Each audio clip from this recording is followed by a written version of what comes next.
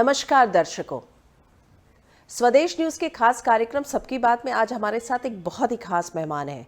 Indian air force से retired air vice marshal doctor P K Shrivastava ji हैं, जिनको कि विशिष्ट सेवा मेडल से नवाजा गया है। आज वो हमारे चैनल में आए हैं। आइए हम उनसे बातचीत करेंगे। सर, आपका स्वदेश न्यूज़ के चैनल में और इस कार्यक्रम सबकी बात में बहुत बहुत स्वागत है। Thank you. सबसे पहले तो मैं बात करूंगी, एक बहुत अच्छी चीज़ मैंने आपके बारे में पढ़ी। एक विमान जो 1947 में जो क्रैश हो गया था, बहुत सालों के बाद आपने उसको रिवाइव किया और वो पूरी तरह से रिवाइव वैसा कर लिया जैसा वो था। तो एक बहुत ही रोचक घटना है। हम अब बहुत सारे आपके और भी जो चीज़ है उसके बारे में पहलू, उसके बारे में बाद में हम बात करेंगे, लेकिन ये वाला इंसिडेंट मैं ज़रूर चाहूँगी कि आप थोड़ा सा बताएं। जी ज़रूर। एक्चुअली बहुत ही रोचक बात भी है, मेरे लिए भी एक बहुत बड़ा अचीवमेंट था। ये बात है 2003 की। मैं अम्बाला में एक यूनिट में पोस्टेड था, मैं वहाँ का कमांडिंग ऑफिसर था और हमारी जो यूनिट थी उसका बेसिक काम था कि जितने भी टाइप के जहाज़ होते हैं उनका रिपेयर करना। तो मुझे किसी ने बताया कि एक मारकंडा रिवर है जो सूख चुकी है, वहाँ पे एग्रीकल्चर प्लॉट काटे गए हैं और कोई वहाँ पे बोरिंग कर रहा था, क्योंकि उसको वो प्लॉट अलॉट हो गया था। वो बोरिंग कर रहा था, कुछ मेटेलिक साउंड उसको सुनाई पड़ी। तो ये अम्बाला की तरफ के लोगों का बड़ा ये कहना है कि जब मुस्लिम राजा और जो अंग्रेज़ जब उस जगह से निकले तो वो अपना सोना वगैरह वहाँ छोड़ते हुए निकलते चले गए। तो ये बड़ी कहावत है वहाँ पे। जैसी ज़मीन के अंदर काफ़ी लोगों को ऐसा मैंने सुना था, अब सच है कि नहीं ये नहीं पता, कि कुछ लोगों को खजाना मिला भी था। तो आप खजाने की तलाश में गए थे? नहीं, खजाने की आप खजाने की तलाश में गए कि सोना मिलेगा और आपको एयरक्राफ्ट मिल गया? नहीं, जिस आदमी ने ये उसको लगा कि कोई मेटल है, तो जैसा हमारे भारत में होता ना कि दूसरों को ज़्यादा परेशानी होती, तो दूसरों ने पुलिस में कंप्लेंट कर दी कि ये कुछ यहाँ पे खोदा खादी चल रही है। पुलिस ने आके उसको कॉर्डन ऑफ कर दिया उस एरिया को, और जब खुदाई करी तो उनमें से किसी को एक ऐसा लगा कि ये कुछ जहाज़ है, ऐसा लगा उनको, क्योंकि शायद इंजन दिखाई दिया उनको, पिस्टन इंजन था। तो उन्होंने एयरफोर्स में इंटीमेट किया। एयरफोर्स से मेरे पास खबर आई तो मैं अपनी टीम को लेके वहाँ पहुँचा और जब खुदाई वगैरह करी हम लोगों ने, पास में एक और एयरफोर्स की यूनिट थी, वो लोग भी आए हेल्प करने। तो जब उसको निकाला तो एक टुकड़ा मिला जिसके ऊपर उस जहाज़ का नंबर लिखा हुआ था। तो आई वॉज रेस्ट एश्योर कि ये एक जहाज़ ही है। अब ये जहाज़ है तो कौन सा जहाज़ है, यहाँ जहाज़ आया कैसे, ये सब चीज़ें जानना बहुत ज़रूरी थी। तो वहाँ के आसपास लोगों से, काफ़ी बुज़ुर्गों से ये सब बातचीत करी कि क्या, तो उनमें से एक ने अचानक बोला कि ये एक जहाज़ यहाँ क्रैश हुआ है। तो ये कंफर्म हो गया कि ये जहाज़ ही है। अब ये सिविल का जहाज़ है या एयरफोर्स का जहाज़ है, फाइटर है, ट्रांसपोर्ट है क्या ये? चूँकि वो नंबर मिल गया मुझको, और अम्बाला की मैंने जब हिस्ट्री पढ़ी तो उसमें बिल्कुल क्लियर कट लिखा हुआ था कि Spitfire MV459 took off from Ambala airbase and crash landed in Markanda river.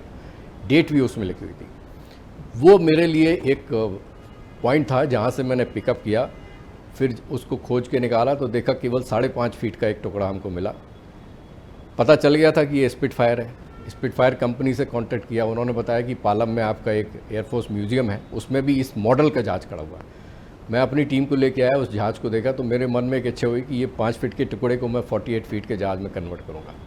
मैंने अपनी टीम से बात करी, उनको मोटिवेट किया कि ये अपने लिए बहुत अच्छा अचीवमेंट होगा, हम लोग एविएशन फील्ड के लोग हैं, हमको ज़रूर इस जहाज़ को बनाना चाहिए। बस जैसा कहते हैं ना कि छोटा बच्चा जब एक कदम लेता है उसके बाद वो दौड़ने लगता है, वो छोटा बच्चा ही जो है आगे चल के बोल्ड बन जाता है। तो वही काम मैंने किया, शुरुआत करी। करीब 5000 फोटोग्राफ जो जहाज़ पालम म्यूज़ियम में रखा था उसके अराउंड 5000 फोटोग्राफ हमने लिए, उसको ग्राफिक्स में कन्वर्ट किया, एक एक इंच की कर्वेचर देखा कि कौन सा पार्ट का क्या कर्वेचर निकल रहा है। फिर धीरे धीरे करके हमने उस जहाज़ को बनाना शुरू किया और मेरे ख्याल में 4 से 6 महीने के बीच में वो पूरा जहाज़ 48 फीट का बन गया। साहब, आपको बड़ी एक रोचक बात बताता हूँ उससे कि उसी समय जो है हमारे उस समय के डिफेंस मिनिस्टर थे स्वर्गीय जॉर्ज फर्नांडिस साहब, वो अम्बाला विजिट करने आ रहे थे। ये बात मैंने किसी को नहीं बताई थी कि मैं एक एयरक्राफ्ट का रिक्रिएशन कर रहा हूँ।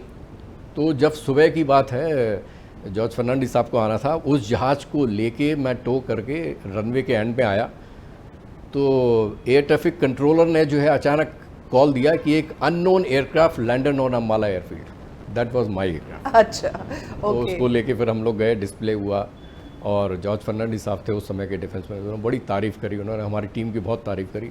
ये पूरा टीम वर्क था, ये अकेले मेरा कुछ नहीं था, मेरा एक सपना था और मेरी टीम ने उसको, उस सपने को रियलिटी में किया। वो अम्बाला में आज भी वो जहाज़ खड़ा हुआ है। जी, बहुत ही रोचक किस्सा है ये। बहुत अच्छा। और आपने जैसा बताया कि जो एयरक्राफ्ट की आप रिवाइव करने की बात कर रहे हैं, तो आपने ये जो है एक वो टेक्नोलॉजी भी डेवलप की है जिससे हर तरह के एयरक्राफ्ट्स को जो है आप रिपेयर भी कराते हैं, रिपेयर कैसे किया जाए, और वो जो टेक्नोलॉजी है बाकी जो फिर फॉरेन कंट्रीज़, रशिया हुए, फ्रांस, ये सब लोगों ने भी उसको सराहा है। जी, देखिए, यदि आप देखेंगे इंडियन एयरफोर्स के पास में वैरायटी ऑफ एयरक्राफ्ट है।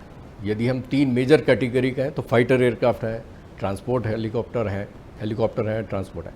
अब तीनों में अलग अलग तरह की सिस्टम यूज़ होते हैं। कुछ रशियंस हैं, कुछ फ्रांस के हैं, तो इनकी एक कभी कभी क्या होता है, जहाज़ में वो जहाज़ को रिपेयर करना है और वो रशिया से टीम आ नहीं रही या फ्रांस की टीम नहीं आ रही है, उसमें टाइम लग रहा है और इतनी देर तक हम जहाज़ नहीं रख सकते नीचे। तो चूँकि मेरी टीम ऐसी थी कि हम टीम में बहुत ज़्यादा इनोवेटिव लोग थे, हम लोग बैठ के यही डिस्कस करते कि रशिया को छोड़ो हम ही करते हैं, फ्रांस को छोड़ो हम ही करते हैं, और हम लोग करते थे उस काम को। अलग अलग टेक्निक से उन जहाज़ों को रिपेयर किया, और एक बार तो एक जहाज़ को हमने रिपेयर किया था और रशियंस ने आके हमारी टेक्नोलॉजी को वैलिडेट किया और बोला कि यस, आपकी टेक्नोलॉजी शायद हमसे ज़्यादा अच्छी है। आत्मनिर्भर भारत, आत्मनिर्भर मध्य प्रदेश की बात हो रही है इन दिनों। ये चीज़ आपने साझा उसी समय किया जब आप ये पूरा अभी जो आप जी हाँ, ये बात मैं बता रहा हूँ 2003 और 2004 की बातें बता रहा हूँ जी। ये उस तो समय की ये बात है। वही चीज़ें हुई, आत्मनिर्भर जी हाँ, की बात बिल्कुल, हुई कि बिल्कुल, आपने वो सब चीज़ें हमारे देश में ही आप लोग, आपकी पूरी टीम ने किया। मिसाइल को भी लेकर आपने कुछ टेक्नोलॉजी डेवलप की है जिससे काफ़ी सारा आपने फॉरेन एक्सचेंज भी बचाया इंडिया का, ये क्या कहानी है? देखिए, यहाँ पे अपने मध्य प्रदेश में ही एक बहुत बड़ा एयरफोर्स का स्टेशन है। मैं वहाँ पे था, तो ये मिसाइल जो होती है, जैसे आपको पता ही है हर एक की एक लाइफ होती है, तो उस मिसाइल की कुछ टेक्निकल लाइफ थी और मिसाइल बहुत सारी रखी हुई थी, उनकी लाइफ ख़त्म हो रही थी। तो यदि वो लाइफ ख़त्म हो जाती तो हम यूज़ नहीं कर पाते, फिर हमें नई मिसाइल खरीदनी पड़ती। तो एक कंपनी के साथ में मिलके, डिफेंस पीएसयू के साथ में मिलके हम लोगों ने एक प्रोग्राम बनाया, पूरी टेक्नोलॉजी डेवलप करी और उस मिसाइल का लाइफ एक्सटेंशन प्रोग्राम हम लोगों ने शुरू किया और मिसाइल की लाइफ हम लोग एक्सटेंड कर पाए, जिससे बहुत ज़्यादा फॉरेन एक्सचेंज था। नहीं तो हमको नई मिसाइल खरीदनी पड़ती। जी, और बहुत ही अच्छी मिसाइल थी वो, बहुत अच्छी। मैं आना चाहूँगी सर कारगिल वॉर पर।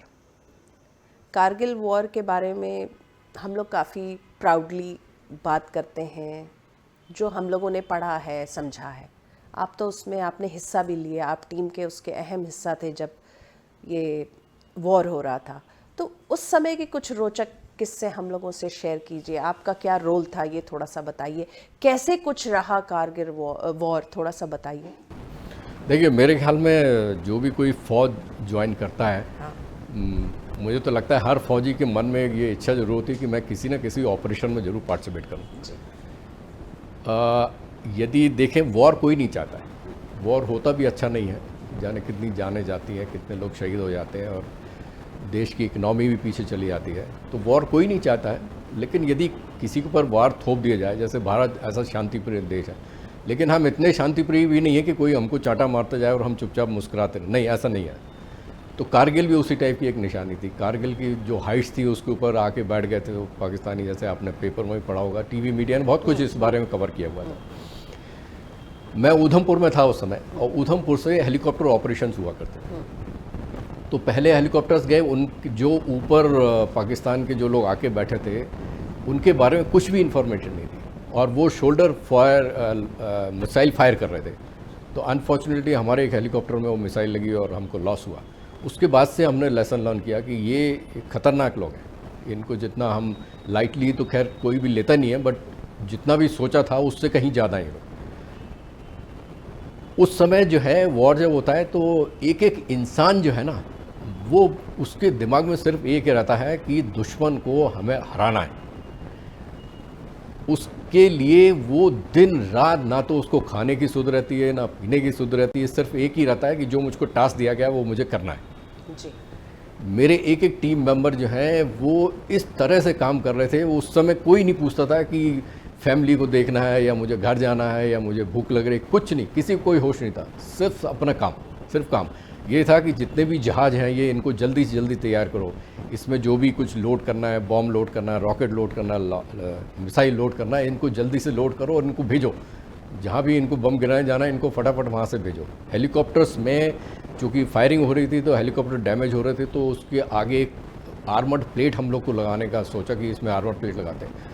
आप बिलीव नहीं करेंगे, उसके पहले, युद्ध के पहले वो आर्मर्ड प्लेट हम लोग फोक लिफ्टर से या क्रेन से उठाते थे, लेकिन चूँकि युद्ध चल रहा था तो मैं खुद देख रहा था मेरे टीम मेंबर जो है 2-2 3-3 लड़के उठा रहे थे, वो आर्मर्ड प्लेट उठा के उसको लगा रहे थे। ये जोश रहता है, और जोश देश के लिए है कि देश की नाक जो है किसी के नीचे ना आए। जी। तो कारगिल एक अलग ही एक्सपीरियंस है। अलग एक्सपीरियंस था, और उसमें जो आपका रोल भी तो काफ़ी अहम था, तो अपने जी। रोल के बारे में थोड़ा सा बताइए। मैं उधमपुर का चीफ इंजीनियरिंग ऑफिसर था, तो हमारा रोल ये था कि जितने भी जहाज़ हमारे यहाँ से ऑपरेशन के लिए जा रहे हैं उनको हमें जल्दी जल्दी सर्विसेबल बनाना है। उनके अंदर जो है, जैसा मैंने अभी बताया, बॉम्ब, मिसाइल, रॉकेट जैसा भी है उसको लोड करना है। तो बॉम्ब जो जब लोड करते हैं, बॉम्ब, रॉकेट, मिसाइल, तो वो लाइव होते हैं, उस समय एक छोटी सी मिस्टेक जो है वो वहीं पे फट सकती है। तो बहुत ही केयरफुल रहना है, कोई गलती की कोई उम्मीद नहीं हो सकती, कोई चांस नहीं है गलती का, समय कम है, इक्विपमेंट हो सकता है उस समय क्रेन वेन जैसा मैंने बताया कि वो अवेलेबल ना हो, तो ये सब कुछ नहीं सोचना है। बस दिमाग में एक ही चीज़ रखना है कि जितनी जल्दी हो सके बिना किसी गलती के हमको इन जहाज़ों को लोड करना है और इस जहाज़ को ऑपरेशन के लिए भेजना है। ऐसी सेम हेलीकॉप्टर। जी बिल्कुल। आपकी 36 इयर्स की सर्विस रही आईएएफ में। आपने आईआईटी खड़गपुर से मैकेनिकल इंजीनियरिंग किया, फिर पीएचडी भी किया, तो इतनी सब चीज़ें, और साथ में इंडियन एयरफोर्स। ये तो मैं तो श्रेय इंडियन एयरफोर्स को ही दूंगा, क्योंकि जब मैं छोटा था तो मुझे ये यूनिफॉर्म, तीनों सर्विसेज की यूनिफॉर्म जो है मुझे बहुत ज़्यादा अट्रैक्ट करती थी। मेरे परिवार में भी हम लोग बहुत डिसिप्लिन से रहते थे। हमारे परिवार में कोई डिफेंस सर्विसेज में नहीं है, लेकिन मुझे यूनिफॉर्म का बड़ा चाव था। अच्छा हुआ मैं अच्छे स्कूल में पढ़ा तो वहाँ यूनिफॉर्म थी, लेकिन जैसे ही मैं किसी फौजी को देखता था, तो वो यूनिफॉर्म देख के मुझे लगता था कि काश मैं भी ये यूनिफॉर्म पहनूं। और डिफेंस जो है ना, वो एक ऐसी जगह है जहां आपको फ्रीडम मिलती है, एडवेंचर, कितने टाइप के स्पोर्ट्स, एडवेंचर स्पोर्ट्स में आप जा सकते हैं, हिमालयन कार रैली में जा सकते हैं, अंटार्कटिका जा सकते हैं, जो आप लाखों रुपए खर्च करके भी नहीं जा सकते। इनोवेशन, आप जो करना चाहें वो कर सकते हैं। तो बचपन से ही मेरे दिमाग में ये था कि मुझे कुछ नया करना है, मुझे कुछ करना है, और यूनिफॉर्म पहन के। तो जैसे ही मैंने इंजीनियरिंग करने के बाद में जैसे ही इंटरव्यू दिया आर्मी, नेवी, एयरफोर्स का, चांस की बात है तीनों जगह सेलेक्ट हो गया। जब तीनों जगह सेलेक्ट हुआ तो मैंने डिसाइड किया कि एयरफोर्स ज़्यादा अच्छी है, क्योंकि touch the sky with glory, right. हवा में जाना है। जब एयरफोर्स में आया तो पढ़ना मैंने रोका नहीं, क्योंकि मेरी आदत है, नया सीखता हूँ। आज की डेट में भी कोशिश करता हूँ कि रोज़ कुछ एक नई चीज़ सीखूँ। तो फिर मैंने एमटेक किया आईआईटी खड़गपुर से। एमटेक करने के बाद में अचानक लगा कि नहीं, अभी पढ़ाई ख़त्म नहीं हो सकती, तो एक कोर्स किया जिससे मुझे एमफिल की डिग्री मिली। और फिर मैंने डिसाइड किया कि ये कुछ नई चीज़ करना चाहिए, कुछ नया इन्वेंशन करना चाहिए। तो एक नई थ्योरी डेवलप करी, उसके बल पे मुझे पीएचडी की डिग्री मिली। तो इतना सब कुछ साथ साथ करते रहे आप। देखिए, ये मुझे लगता है पढ़ाई की कोई एज नहीं होती, कोई सीमा नहीं होती। तो ये एंड नहीं है, ये मुझे लगा अभी तो बहुत कुछ अचीव करना है, अभी बहुत कुछ पढ़ना है। अभी आपको रिटायर हुए लगभग 3-4 साल हो गए हैं। हालांकि आपको देख के बिल्कुल नहीं लगता कि आप रिटायर हो चुके हैं, लेकिन इन दिनों जैसा कि आप जो हैं वो ड्रोन जो है सर्विस, उसको लेकर आप जी जगह जगह बाकी स्टेट्स में जाते हैं जी, और उस टेक्नोलॉजी के बारे में बताते जी। हैं, तो थोड़ा उसके बारे में बताइए। ये देखिए, अभी आपने देखा हो कि यूक्रेन और रशिया की लड़ाई हो रही है, इसके पहले भी ईरान की लड़ाई हो चुकी है। तो इसमें ह्यूमन एलिमेंट जितना कम से कम हो, क्योंकि जहाँ भी ह्यूमन एलिमेंट होगा तो एरर तो होगी और लॉस भी होगा। ह्यूमन का लॉस जो है सबसे बड़ा लॉस होता है। एंड टेक्नोलॉजी अवेलेबल है, तो धीरे धीरे जो है ऐसी चीज़ें आना शुरू हुई कि जहाँ ह्यूमन को वहाँ ना इन्वॉल्व किया जाए, लेकिन टेक्नोलॉजी को इन्वॉल्व किया जाए। तो ड्रोन एक ऐसी टेक्नोलॉजी है कि जहाँ पे एक कंप्यूटराइज कंट्रोल एक मशीन है जो जाके जो भी काम आप कहेंगे वो करके आ सकती है। They are not robot, but लेकिन फ्यूचर जो है वो ड्रोन रोबोट का भी है। तो इंडिया में भी ये टेक्नोलॉजी है, और ख़ासकर सरकार ने जब से शुरू किया कि आत्मनिर्भर भारत बनाना है, और उन्होंने बहुत ही अच्छा किया कि कई चीज़ें एकदम से रोक दी कि नहीं, आप बाहर से खरीदेंगे नहीं, आप यहीं बनाएंगे। और वाकई कैपेबिलिटी है। मैं यहाँ इंडस्ट्रीज़ में जाता हूँ, आपको मैं बताता हूँ कि यहाँ गोविंदपुरा में ऐसी इंडस्ट्रीज़ हैं जो डिफेंस के लिए, इंडिया के डिफेंस का नहीं, बाहर के लोगों के लिए भी जो है सामान बना रही है डिफेंस का सामान। मुझे भी बड़ा शौक लगा था, और मेरा तो ये मानना है कि बन तो सकता है सब यहाँ, केवल हमको विल पावर चाहिए और थोड़े हमारे जो प्रोसीजर हैं उनको थोड़ा ईज आउट होना चाहिए। तो ड्रोन टेक्नोलॉजी जो है मैंने पिकअप किया है। मैंने कहा कि ड्रोन से क्या क्या नहीं हो सकता। बहुत सारी नई चीज़ें मैंने सोची ड्रोन के बारे में, और इसलिए मैं कई स्टेट में गया हूँ। कर्नाटका गया, तेलंगाना गया, और अभी उड़ीसा होके आया हूँ। वहाँ पे जो है डिस्कस करके आया हूँ। जो कंपनीज़ हैं ड्रोन की, उनको बता रहा हूँ कि ड्रोन से ये चीज़ें हो सकती हैं, और आप जाइए इस स्टेट में, ये स्टेट आपको फैसिलिटीज़ देगा, आप जाके वहाँ पे इंडस्ट्री लगाइए। जो बॉर्डर एस्केलेशन है, जहाँ पे जो बार बार जो आता है, इसमें कितनी सच्चाई है नहीं है कि चाइनीज़ जो है वो अंदर आ गए हैं, भारत के बॉर्डर के अंदर आ गए हैं, जबकि इंडिया कहती है कि नहीं आए हैं। तो ये क्या है एग्जैक्टली क्या है, व्हाट इज़ द सिचुएशन? देखिए, चाइना के साथ जो है ना, हमारे 3 जगह चाइना का जो बॉर्डर है, यदि आप देखें इंडिया और चाइना का बॉर्डर, तो एक तो नॉर्थ में अक्साई चिन एरिया है, और सेंट्रल में जो है ये सिक्किम वाला एरिया है, सेंट्रल वाला एरिया। और यदि हम नॉर्थ ईस्ट की तरफ चलें तो वह अरुणाचल प्रदेश है। ठीक है, ये 3 जगह ऐसी हैं जहाँ पे डिस्प्यूट होता है और बहुत सालों से चला आ रहा है। तो सेंट्रल वाला एरिया जो है वहाँ पे अभी ऐसा कोई खास डिस्प्यूट नहीं है। अक्साई चिन जो है वो इंडिया कहता है कि वो हमारा एरिया था, लेकिन 1962 में चाइना ने उसको ऑक्युपाई कर लिया, वो है हमारा एरिया। अरुणाचल प्रदेश जो है वो चाइना उसको क्लेम करता है, क्योंकि यदि आप देखें तवांग एक एरिया है अरुणाचल प्रदेश में, और तिब्बत और तवांग का कल्चर सेम है। तो ये लगता है चाइना को कि कहीं वहाँ से तिब्बत के लोग भी तवांग के लोगों से इन्फ्लुएंस ना हो जाएं, तो कल को हमारे हाथ से तिब्बत भी छूट जाएगा। क्योंकि दलाई लामा जी जो हैं वो तिब्बत से आए थे हमारे यहाँ, और वो तिब्बत में जो वो हैं मोनेस्ट्रीज जो हैं वो ऑलमोस्ट सेम है जो तवांग में है। तो चाइना को हर समय ये डर लगा रहता है, तो वो कुछ ना कुछ जो है खुराफात करता रहता है। अच्छा, चाइना को अपने देश के लोगों को यही बताना है कि हम सुपर पावर हैं, और भारत जो है 1962 का भारत तो है नहीं, ये भारत है 222 का भारत। तो भारत भी स्ट्रांग है, हमारी सेनाएं स्ट्रांग हो चुकी हैं, हमारे पास लेटेस्ट इक्विपमेंट है, हमारे पास जो नई टेक्नोलॉजी जो विश्व में है वो आज हमारे पास भी है।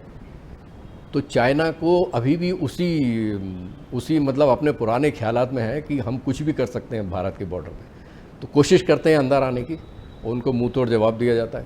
वो जितना अंदर आते हैं उससे ज़्यादा उनको भगा दिया जाता है। लेकिन चूँकि हमारी जो पॉलिसी है कि हम ऑक्युपाई नहीं करेंगे, तो हम बस उनको अपने बॉर्डर से हटा देते हैं। आप ड्रोन टेक्नोलॉजी जो है वो जगह जगह ले जा रहे हैं, अलग अलग स्टेट्स में ले जा रहे हैं, इसके अलावा आप क्या करते हैं? इसके अलावा जो जैसे मैंने बताया कि ईश्वर ने मुझको सब कुछ दे दिया, बहुत कुछ दे दिया है, तो अब तो मैं उस मोड में हूँ कि मैं जितना बांट सकूँ ज्ञान जो मैंने जीवन में सीखा है, जो मुझे एयरफोर्स ने दिया है, जो मुझे जीवन से सीखने को मिला है, मैं चाहता हूँ कि मैं उसको अब सब लोगों के साथ शेयर करूँ। तो मेरी टारगेट ऑडियंस जो है वो स्टूडेंट है। तो मैं कई यूनिवर्सिटीज़ मुझको बुलाती हैं लेक्चर देने के लिए, तो मैं जाता हूँ, उन बच्चों को समझाता हूँ कि लाइफ क्या है। और मैं उनको बोलता हूँ कि कभी ये मत सोचना कि फेल हो गए या फेल्योर है। फेल्योर कुछ नहीं होता। मेरे हिसाब से वो होता है कि आपने सोचा था कि ये काम आप कर लेंगे, हो सकता है वो पूरा ना कर पाए वो काम आप, या हो सकता है केवल 5% कर पाए, तो वो सक्सेस है आपकी, 5% सक्सेस है। अब जैसे ऐसा तो हो नहीं सकता कि पूरे 100 के 100 नंबर हमको मिले, हमको भी 80% नंबर मिलते हैं, 70%, 60%, तो वो सक्सेस है ना, 60% सक्सेस है। तो ऐसी लाइफ की हर चीज़ में होता है। प्रॉब्लम में जो है यही होता है कि हम सक्सेसफुल होते हैं, हम उसको फेलियर कहने लगते हैं। फेलियर नहीं है वो, 5% सक्सेस मिली हमको, आगे ट्राई करेंगे, हो बात हुई कि ग्लास आधा खाली है कि आधा भरा हाँ, हुआ ये है। समझ है, समझ, आप उसको समझ ऐसे है। समझिए कि ग्लास आधा भरा हुआ है। भरा हुआ। बिल्कुल। सर 1971 का जो वॉर था उसमें हंटर एयरक्राफ्ट की बहुत धूम मची थी, खूब लोग उसके बारे में बात करते थे, और आप भी इस हंटर एयरक्राफ्ट से किसी न किसी माध्यम से जुड़े रहे जब आप इंडियन एयरफोर्स में थे, तो थोड़ा सा उसके बारे में बताइए। हाँ हाँ, देखिए ये 71 वॉर में यदि आपने सुना होगा, जैसलमेर के पास में लड़ाई हुई थी जिसमें हंटर एयरक्राफ्ट ने काफ़ी धूम मचाई थी और पाकिस्तान के बहुत सारे टैंकों को जो है क्षति पहुंचाई थी। बॉर्डर फिल्म जिसके ऊपर बनी है, यदि आपने बॉर्डर फिल्म बनी थी उसके ऊपर।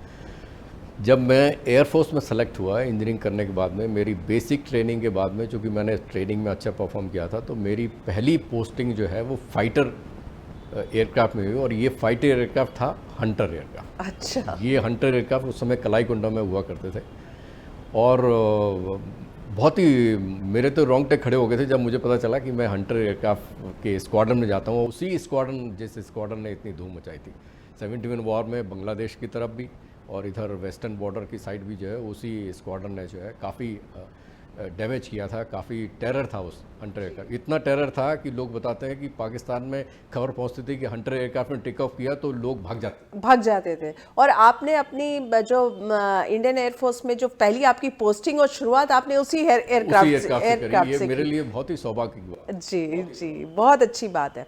सर, जैसे मैंने आपके इंट्रोडक्शन में मेंशन किया था कि आपको विशिष्ट सेवा मेडल मिला हुआ है, ऐसा जो एक परंपरा है कि काफ़ी सीनियर ऑफिसर्स को ये मिलता है जब बहुत उनका एक करियर हो जाता है, अच्छा करियर, पूरा लंबा करियर हो जाता है, लेकिन आपको काफ़ी कम समय में ये मिल गया। जी हाँ, ये भी मेरा एक सौभाग्य है, और सबसे बड़ा सौभाग्य तो मेरा ये है कि जिनको मैं अपना टेक्निकल गुरु, मैनेजमेंट गुरु मानता था, डॉक्टर APJ कलाम साहब, वो उस समय प्रेसिडेंट ऑफ इंडिया थे, उन्हीं के हाथों से जो है मुझे ये सम्मान मिला। ये बहुत ही मेरे लिए सौभाग्य की बात है। देखिए, ये ऐसा होता है कि अपॉर्चुनिटीज़ तो सभी की लाइफ में कभी कभी मिल ही जाती है। कुछ लोग उस अपॉर्चुनिटीज़ को गंवा देते हैं, कुछ लोग समझ जाते हैं।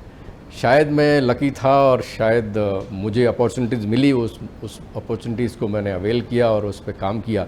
जैसा मैंने बताया था, मैंने बहुत सारी नई टेक्नोलॉजी डेवलप करी थी, ये एयरक्राफ्ट को नया एयरक्राफ्ट बना दिया। दो मैं बहुत जूनियर था उस समय, लेकिन फिर भी सरकार ने शायद मुझे इस काबिल समझा, और इतने जूनियर होने के बावजूद भी जो है मुझको विशिष्ट सेवा मेडल दिया। और मेरा सौभाग्य था कि वो विशिष्ट सेवा मेडल मुझे आज भी मेरे घर में सर्टिफिकेट लगा है, उस सर्टिफिकेट में कलाम साहब की सिग्नेचर है। सर, आपके बारे में तो इतनी बातें की, आपका कैरियर, आपने क्या क्या अचीव किया। अगर हम बात करें तो तीनों फोर्सेस की, आप लोग के अक्सर ट्रांसफ़र्स होते हैं, आप लोग कई बार जो है बॉर्डर में रहते हैं, लंबी लंबी पोस्टिंग्स रहती है, तो ऐसे में आपकी फैमिली, आपके बच्चे सब कैसे मैनेज करते हैं? आपने बहुत ही अच्छा क्वेश्चन पूछा एक्चुअली। देखिए, ये सच्चाई है कि हम लोग का फैमिली से सेपरेशन काफ़ी होता है, स्पेशली आर्मी में तो बहुत ज़्यादा ही होता है, एयरफोर्स में उतना सेपरेशन नहीं होता, लेकिन काम हमारा बहुत ही स्ट्रेसफुल होता है। तो यदि हमारी फैमिली का पूरा सहयोग हमको नहीं मिलेगा तो हम जो भी कुछ अचीव करना चाहते हैं शायद हम अचीव ना कर पाएँ। हमारी वाइफ जो है पूरी तरह से घर को देखती हैं, हमारे बच्चों को देखती हैं, और रहती वो भी स्ट्रेस में है, लेकिन शायद वो समझती हैं कि हमारी स्ट्रेस, ऑफिस की स्ट्रेस उनकी स्ट्रेस से ज़्यादा है, इसलिए वो लोग कभी शेयर नहीं करते। और उन फैमिलीज़ का बहुत बड़ा योगदान है हम लोग की सफलता में। यदि जवान जो है बॉर्डर पर बैठा है, यदि वो टेंशन मुक्त है, यदि फैमिली की तरफ से उसको कोई टेंशन नहीं मिल रहा है, तो उसमें उसकी वाइफ की एक बहुत बड़ी जिम्मेवारी है, वाइफ का एक बहुत बड़ा योगदान है, बहुत बड़ी समझदारी है। बिल्कुल, वाइफ का सबसे बड़ा रोल है। बिल्कुल। और चांस की बात है कि जो भी डिफेंस सर्विसेज की जो भी लेडीज़ होती हैं, वो अपने हस्बैंड को बिल्कुल खुला छोड़ देती हैं कि आप देश में पूरी तरह समर्पित रहिए, देश की रक्षा करिए, यहाँ बच्चों की जिम्मेवारी हमारी है और हम सब संभाल लेंगे। और वो बहुत ही बखूबी संभालती है। और देखिए, अनफॉर्चुनेटली कई बार जो है वो ऑपरेशन में जो है वो लॉस भी होता है, तब भी वो लेडी जो है फिर उसको पूरा जीवन वैसे ही व्यतीत करना पड़ता है। वो अपने बच्चों की जिम्मेवारी भी देखती है और जो भी समाज के कार्य होते हैं वो भी करती है। बहुत अच्छी बात है। सर, आप जाते जाते हमारे दर्शकों को कुछ कहना चाहें तो? मैं आपके माध्यम से अपने सभी भारतवासियों को और स्पेशली मध्य प्रदेश के जितने भी मेरे यहाँ के रहने वाले लोग हैं, उनसे केवल मैं यही कहूँगा कि आप निश्चित रहिए, आपकी फ़ौज के हाथों में बहुत दम है, बहुत बल है, बहुत दिमाग है। किसी भी तरह का कोई भी इंट्रूजन कहीं से भी नहीं होने देंगे। लेकिन आप लोगों का केवल एक छोटा सा कर्तव्य जो मैं चाहूँगा कि आप लोग करें, जो भी सैनिक आप देखें उसका सम्मान करें। यदि वो आपसे कुछ हेल्प मांगता है तो आप मेरे ख्याल में आउट ऑफ द वे जाके उसकी हेल्प करिए। बाकी उन सैनिकों के ऊपर छोड़ दीजिए जो देश की रक्षा के लिए चौकस है, 24 घंटे चौकस। सर, आप स्वदेश न्यूज़ के ऑफिस में आप आए, आपने हमारे कार्यक्रम को अपना समय दिया, आपका बहुत बहुत धन्यवाद।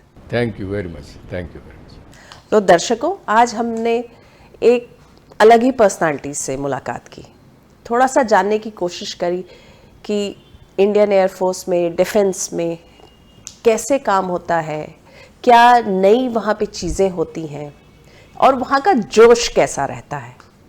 तो इस बार के एपिसोड में इतना ही। अगले हफ्ते हम एक बार फिर से मुलाकात करेंगे एक नए मेहमान के साथ। तब तक के लिए दीजिए हमें आज्ञा। नमस्कार।